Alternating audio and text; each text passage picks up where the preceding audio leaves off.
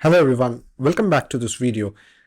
Now you have learned how to create visualizations, right? And how to share them with your colleagues, with your managers, within your organization maybe.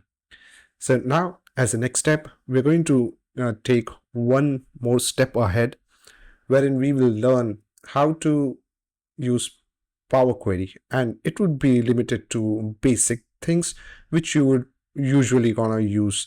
And here we are going to just understand a little bit about Power Query, as this course is more about basics. So yes, basics is something which we learn about Power Query. I would not be touching upon on certain topics or features, or even I would say the menu options that Power Query will have in Power BI.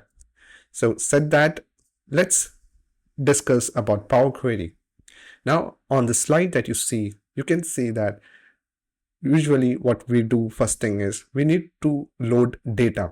For example, which we saw even earlier, is that we loaded data from Excel. Similarly, we can load data from different sources like Oracle, SQL, SharePoint list, and so on. So whenever you bring in data onto Power BI, it will be in its raw format.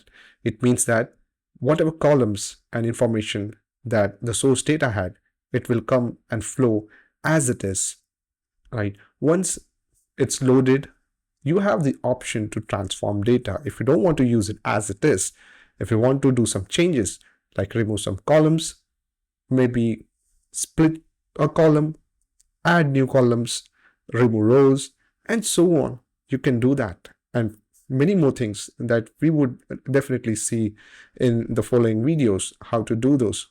So the benefit of this is, like, for example, if your data have things which you don't want to use, you want to clean that data in short, so that you can do it with the help of transform data with Power Query, right? So that is what is Power Query, and it's very useful thing. And once that is done, it becomes very easy for you to create visualization reports, which is then used to create dashboards, which is the final product, isn't it? So very important step in between of loading the data to creating a dashboard or a report is that you might need to at times transform the data. So knowing about it a little bit, and especially those features which will be more useful in your day-to-day data analysis job, is something which we are going to cover in the future videos. See you in the next video.